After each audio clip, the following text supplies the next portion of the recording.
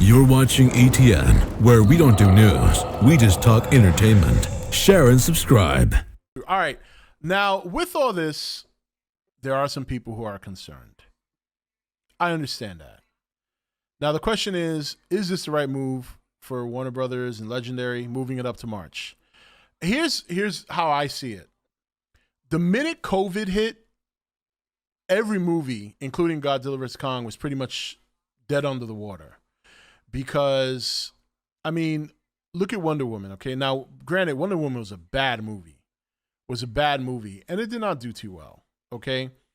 This movie, I don't expect it to do financially well. I really don't.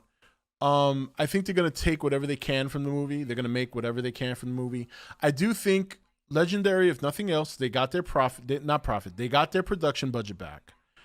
I think Warner Brothers got a sweet multi-million-dollar deal from HBO for all these movies.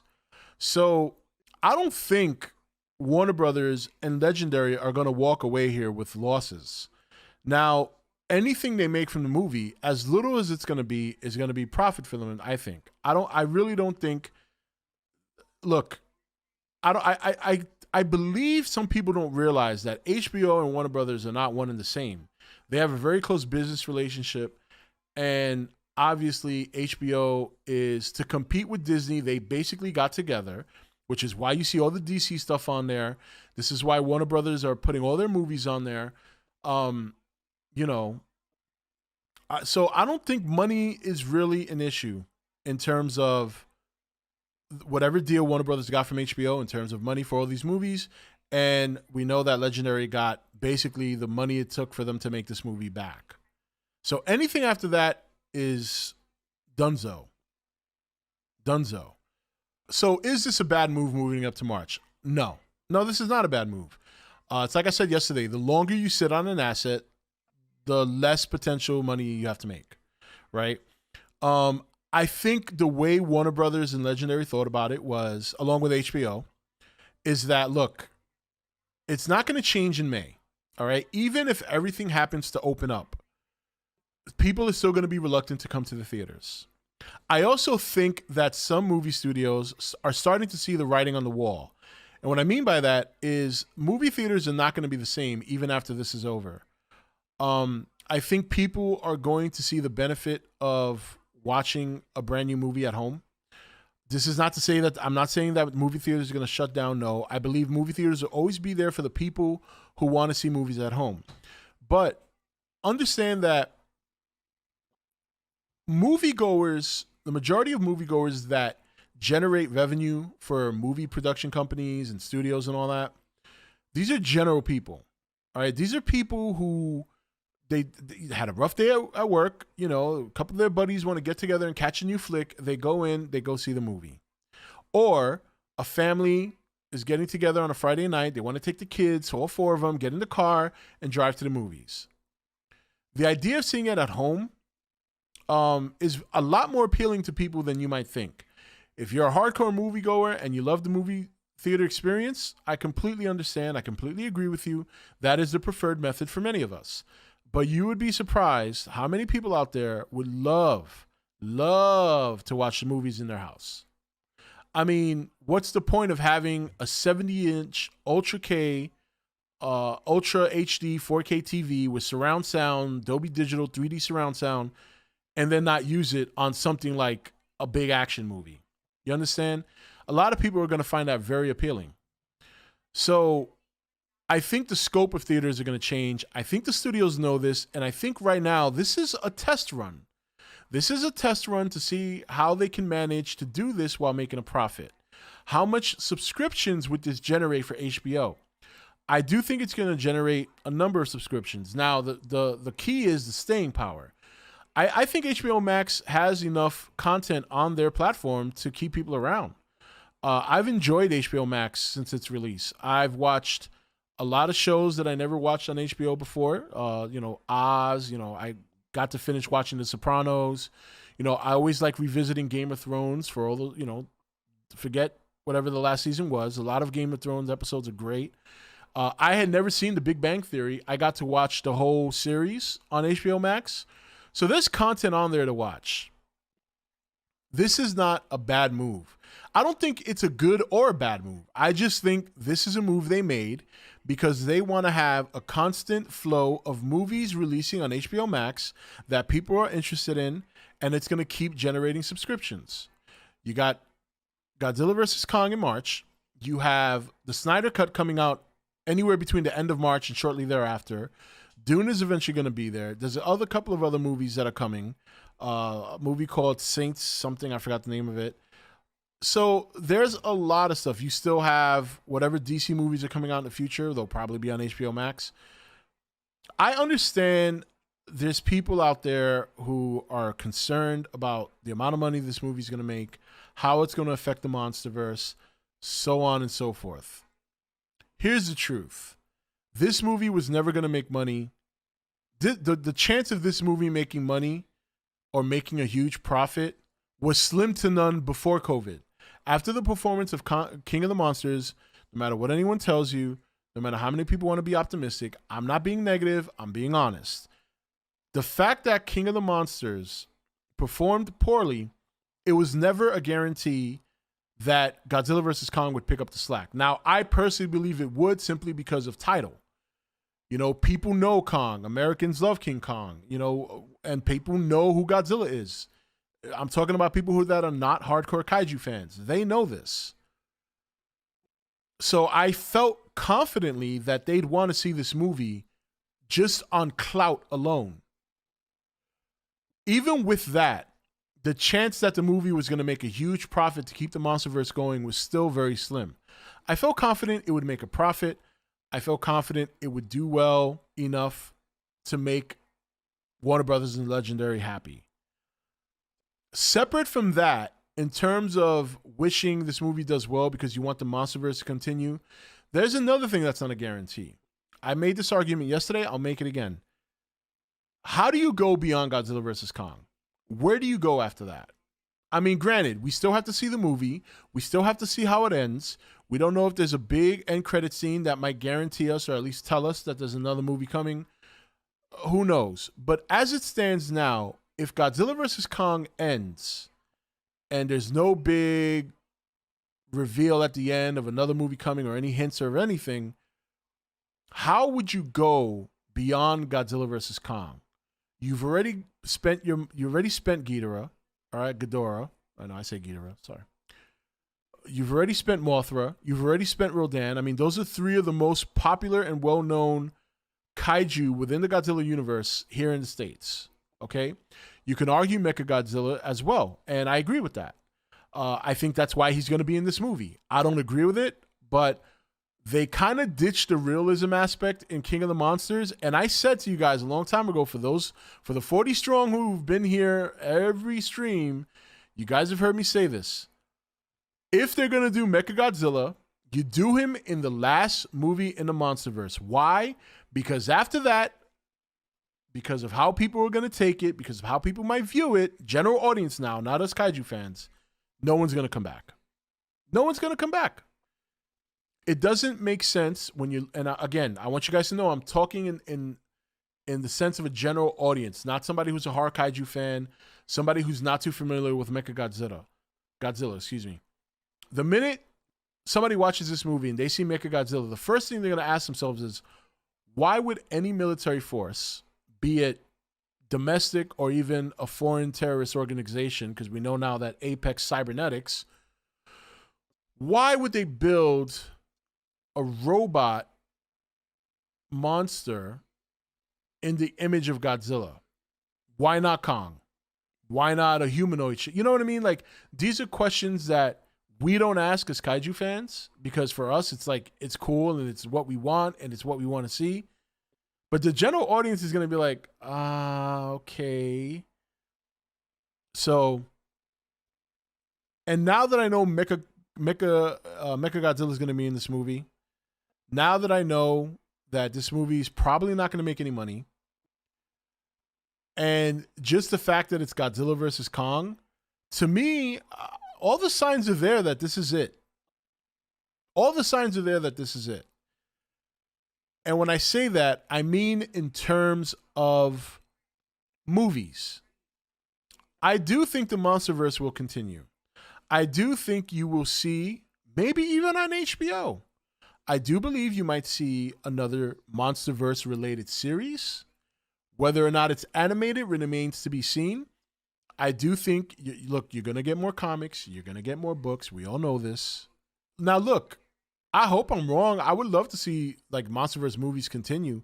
Hell, I felt strongly that Destroyer would fit great in the MonsterVerse, especially after King of the Monsters with what they did. Even though they kind of shoved in the Oxygen Destroyer, but the seed was planted there. You could run with that. A monster like Biollante would be great in the MonsterVerse. So yeah, there's monsters in the Toho gallery in the universe of Godzilla. There are Toho monsters that would certainly work in the MonsterVerse.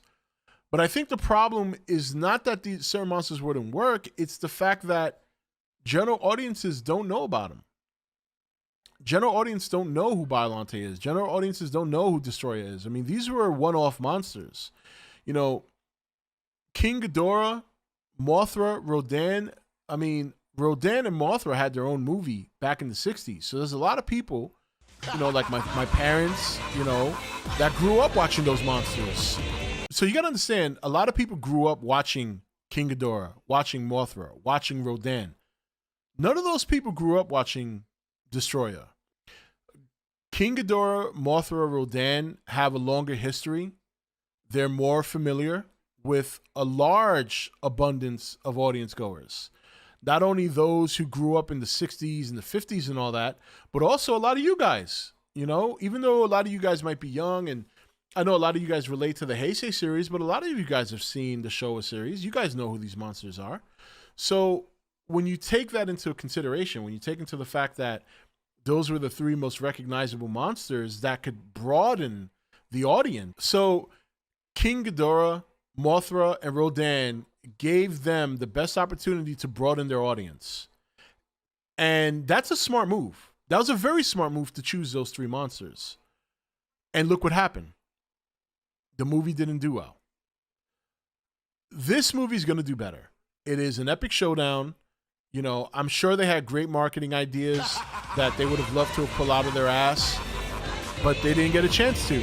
So yeah, I don't think this is a bad move. I don't think it's a move that you could judge as good and bad at all.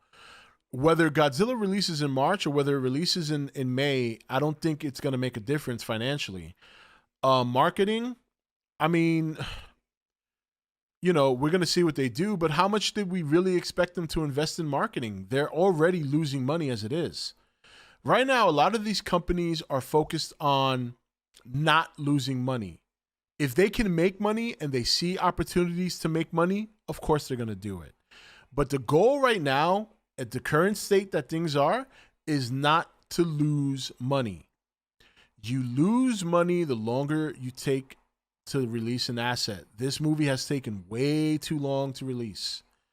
This movie should have been released this time last year. No, not this time, May last year. And even before that, they had already delayed it. I think this is a move of, you know what? Let's get this out there. We got a lot more movies slated that we can push back on HBO Max. Let's get King of the Godzilla vs. Kong out there. There's a lot of fans who want to look. There's a lot of buzz for this movie. It's been trending. There's people that are interested, and that's without marketing.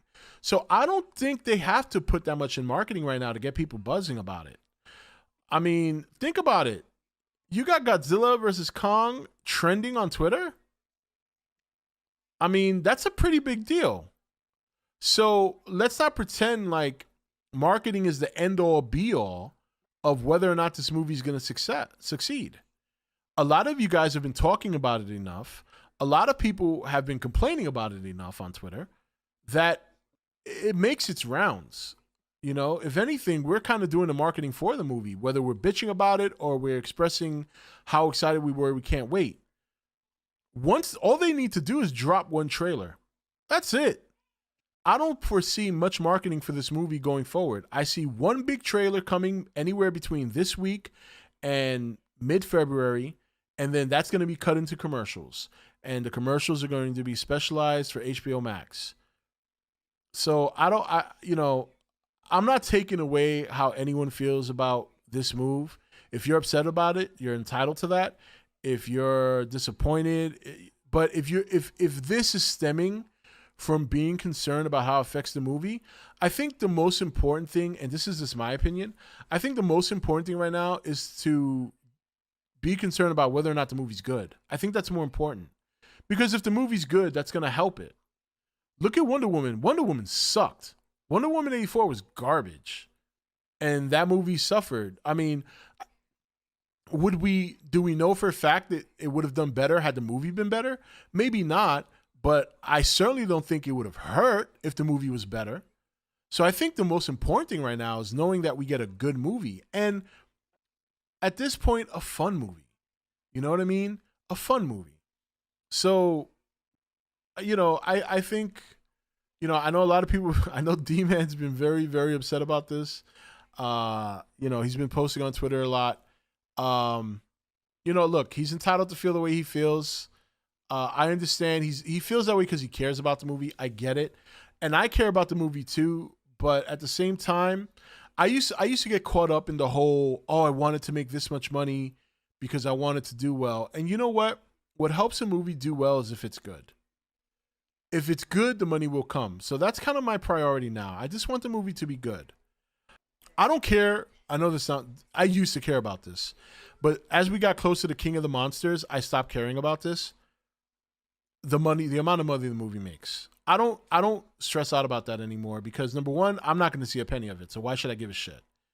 It is Legendary and Warner Brothers' responsibility to provide a good product that's going to generate revenue. I have nothing to do with that. So me caring about how much money it makes zero sense to me. Caring about whether or not the movie does well is reliant and dependent on if the movie's good.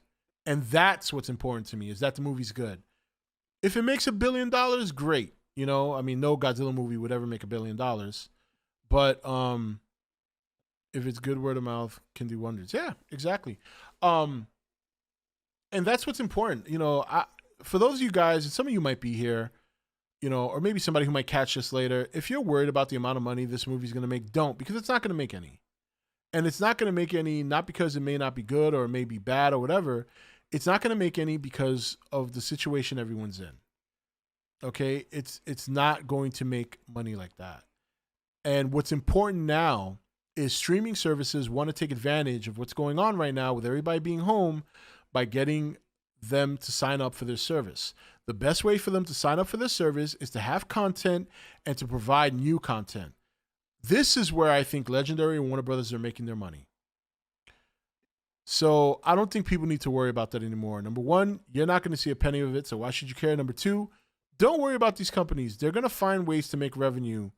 And I think the way they're doing it is by cutting deals with streaming services. And maybe the deals they're making are just making them break even. But right now, the way things are going, breaking even, you're in a good spot. That means you can still run your studio. You can still pay people for their work. And that's that. And that's how it is. So I think this overall is a good move for fans.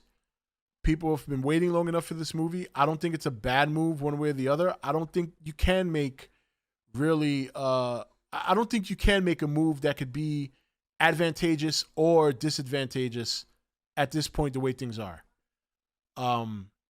If you're a new movie and you're released and you're on stream, people are going to watch you.